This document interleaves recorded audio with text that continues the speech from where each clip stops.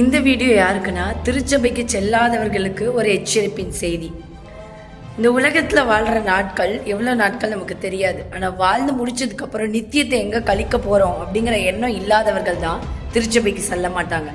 தன் ஆத்மாவை குறித்து அக்கறை கொள்கிறவன் தான் திருச்சபைக்கு போய் உபதேசத்தை கேட்டு என் வாழ்க்கையில் இந்த வாரம் என்ன மாற்றம் வர வேண்டும், இந்த வாரம் என்ன ஒரு மறுரூபத்தை நான் பெற்றுக்கொள்ள வேண்டும் என்ற ஆசையில் அவன் சபைக்கு ஓடி வருகிறான்.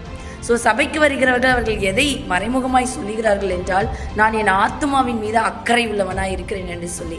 அப்படி பார்க்கும்பொழுது திருச்சபைக்கு செல்லாதவர்களுக்கு நாம் வேதம் ஒரு பெயர் கொடுக்க வேண்டும் என்றால், பரலோகம் ஒரு பெயர் கொடுக்கும் என்றால் என்ன பெயர் என்றால், அவன் ஒரு மூடர்.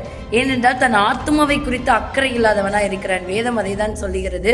ஒரு மனிதன் தனக்கு தேவையான எல்லாவற்றையும் சம்பாதித்து வைத்துக்கொண்டு அவன் சொல்லுகிறான், நீ நல்லா சுகமாய் வாழு, ரொம்ப வருஷத்துக்கு வாழுன்னு சொல்லும்பொழுது ஆண்டவர் அவனை பார்த்து ஒரு வார்த்தை சொல்லி அழைக்கிறார், மூடனே என்று சொல்லி அழைக்கிறார். காரணம், நீ உன் ஆத்மாவை குறித்து அக்கறை இல்லாமல் இருக்கிறாய். நீ எல்லாம் உனக்காக சம்பாதிக்கிறான், என்னைக்காச்சும் உன் சோலை பற்றி யோசிச்சியான்னு கேட்குற.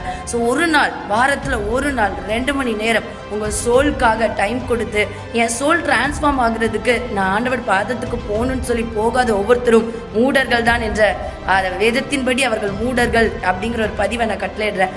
சபைக்கு போயும் திருச்சபையில் இருந்து கொண்டும் உபதேசித்த காதுக்குள்ள விடாம பேருக்காக செல்லுகிறவர்களும் அதே லிஸ்ட்ல தான் நம்ம கொண்டு வரப்போனோம். அதனால ஆத்மாவின் மீது அக்கறை உள்ளவர்களா மாறுங்க. நித்தியத்தை எங்க கழிக்கணும்னு யோசிச்சுட்டு இந்த உலகத்துல வாழும் பொழுது உங்கள் ஆத்மாவுக்கும் சில நேரத்தை செலவழிங்கன்னு சொல்லி இந்த பதிவை நான் உங்களுக்கு இந்த சண்டேல பதிவிடுறேன். God bless you. Have a blessed Sunday.